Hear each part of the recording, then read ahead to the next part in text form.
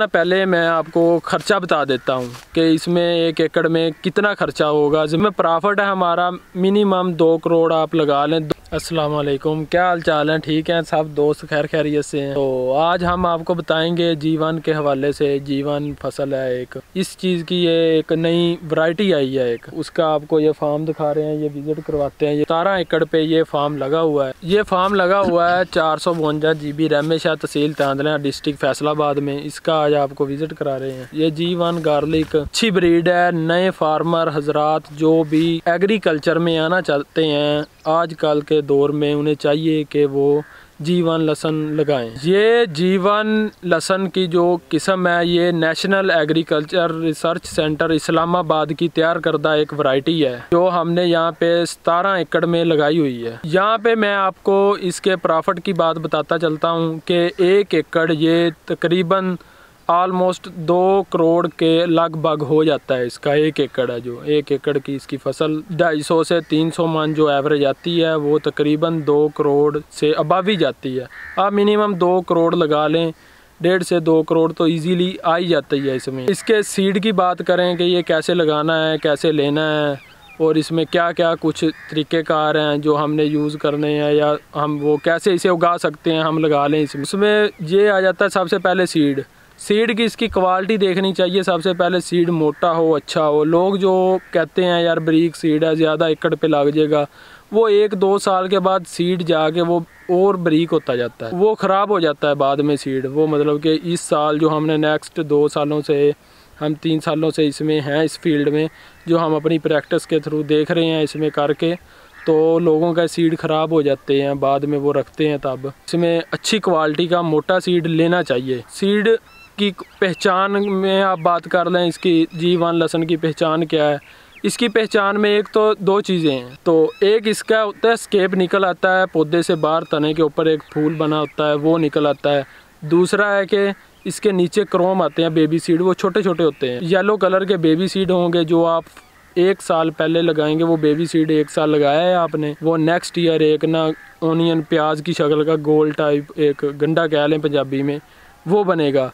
उससे next year अगर आप वो उस पूरे प्याज को ज़मीन में लगाते हैं तो वो दूसरे साल मतलब कि जाके वो खुद ही खुद तुरियाँ, क्लोव्स जिसे हम कहते हैं, तुरियाँ केली वो बन जाएंगी उसकी। सबसे ज़्यादा एवरेज है जो ना, वो जो लहसुन तैयार हुआ होता है ना क्रोम से, वो सबसे ज़्यादा एवरेज देता है। वो 400 मन तक, 500 मन तक भी चला जाता है 1 एकड़ का, क्योंकि वो जो प्याज आपने लगाना है तो 1 एकड़ में वो उसकी एवरेज बहुत ज़्यादा आती है, सबसे ज़्यादा। ये तकरीबन फसल है 7 से 8 माह की फसल है ये G1 की, जो अक्टूबर में लगती है और मई में जाके ये हार्वेस्ट होती है। 1 एकड़ में कितना खर्चा होगा, ज़मीन से लेके, बीज से लेके, इसकी खाद, स्प्रे, सारा कुछ तक, वो खर्चा आप लगा लें। इसका मेन खर्चा सबसे ज़्यादा है सीड का खर्चा है।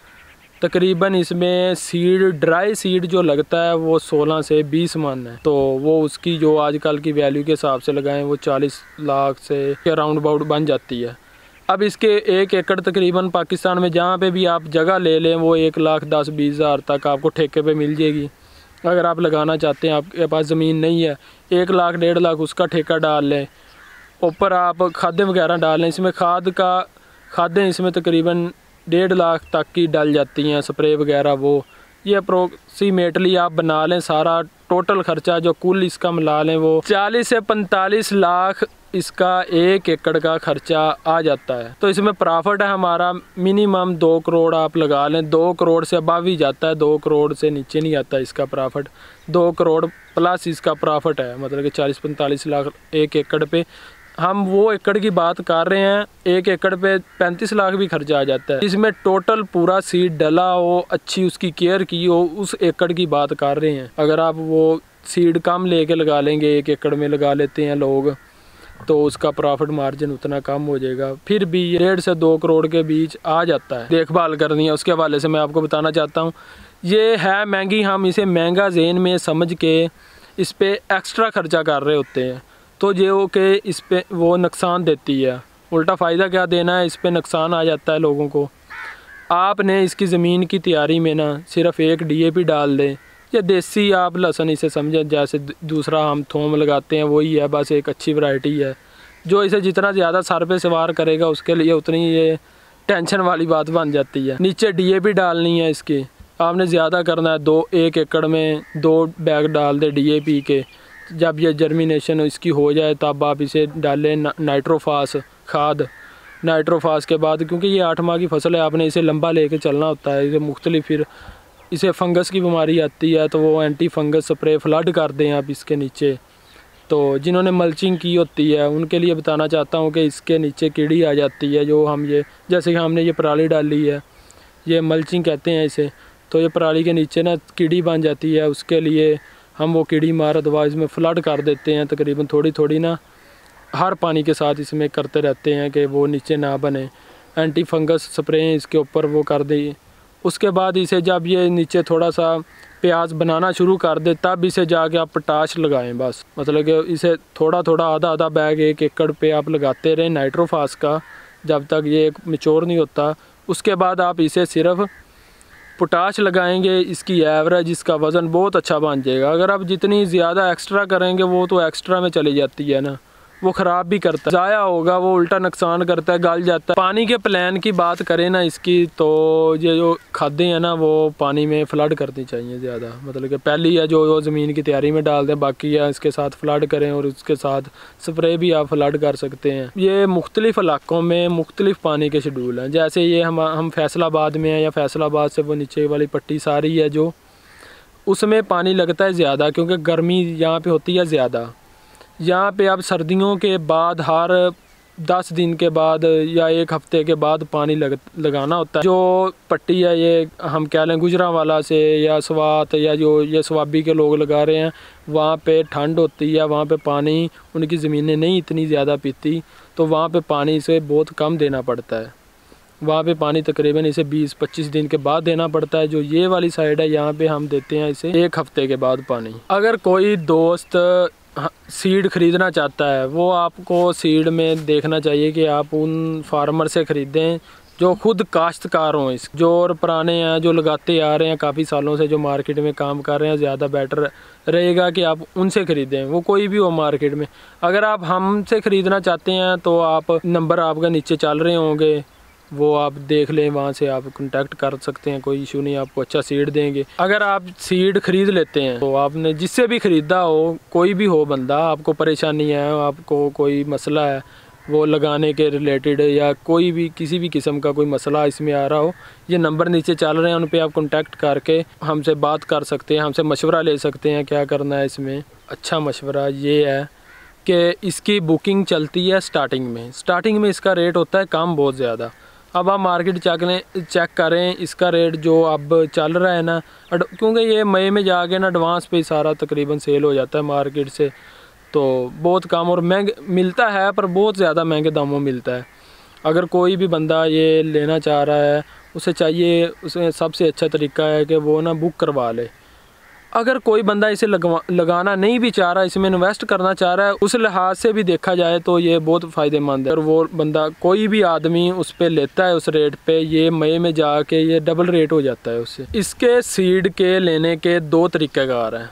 एक है फ्रेश सीड आपको 1 एकड़ के लिए तकरीबन लोग बहुत बताते हैं आप 30 मन ले लें, भाईजान ये सूख जाता है 2 हिस्से सीड, ठीक है।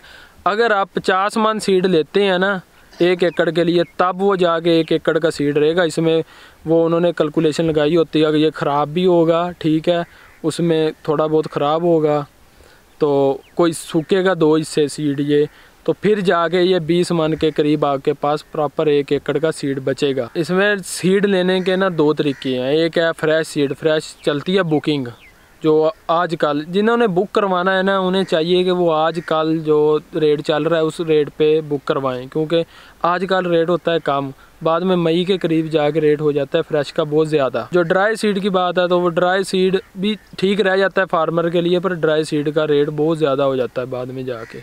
अब जो नए फार्मर इसे लगाना चाह रहे हैं, लगा के उन्हें अगर टेंशन है यार मैं कहाँ पे सेल करूँगा और इसका क्या बनेगा, उनके लिए बात ये है कि ये सेल पहले ही हो जाता है। जैसे मैंने आपको बुकिंग की बात की थी ना, ये बुकिंग में ही लोगों का सेल हो जाता है। जैसे कि हमने लगाया, हमारा हाफ अभी तक सेल हो चुका है। बाज़ लोगों का क्वेश्चन ये होता है कि ये सीड टू सीड मार्केट में आएगा तो रेट कम हो जाएगा इसका। उनके लिए बताना चाहता हूँ कि जो हमारा एक एस्टीमेट है ना, उस लिहाज से जब ये 2.5 लाख एकड़ पाकिस्तान में लगेगा उसके बाद ये मार्केट में आएगा।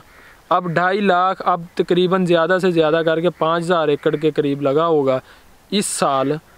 जो ये नार्क जीवन है पाकिस्तान में, अभी 2.5 लाख एकड़ लगने में बहुत अरसा गुजर जाएगा। अभी ये सीड टू सीड चलेगा क्योंकि पाकिस्तान की 70% आबादी ज़राअत से मुंसलिक है। अभी उन लोगों ने आना है। अभी राशन के तौर पे भी देखा जाए तो पाकिस्तान अपने इसमें खुद कफील नहीं हुआ अभी तक। गार्लिक में बाहर से मंगवा के पहले 3 माह में हमारा सारा लहसुन मार्केट में से ख़त्म हो जाता है खाने के लिए। बाद में सीड के लिए भी, देसी लगाने के लिए भी लोग बाहर से मंडियों से उठा के या मार्केट से उठा के फिर लगाते हैं। ख़ास तौर पे ज़मींदारों के लिए ये मैं कहना चाहूँगा, क्योंकि जब मैं ये इस गार्लिक लगाने लगा ना, इतना महंगा सीड लगाने लगा, तो मेरे वालिद साहब हैं, उन्होंने बहुत रोका। क्योंकि उन्होंने अपने, मेरे दादा अब्बू ने और सब ने ज़मींदारा किया, उन्होंने अपनी ज़िंदगी में इतनी महंगी फसल या इतने पैसे आते नहीं देखे कि एक फसल से हम करोड़ रुपए और 1 एकड़ से हम मतलब कि करोड़ों रुपए कमा लें। उन्होंने आते नहीं देखे। वो कह रहे थे ये सब झूठ है, धोखा है, फरेब है। मैंने लगाया, हमने शुरू किया, लगाया, तो ये सही बात निकली कि यार हम ज़मींदारा करके भी करोड़ों रुपए कमा सकते हैं। इंशाल्लाह आपकी रहनुमाई के लिए मैं मज़ीद वीडियो और बनाता रहूँगा।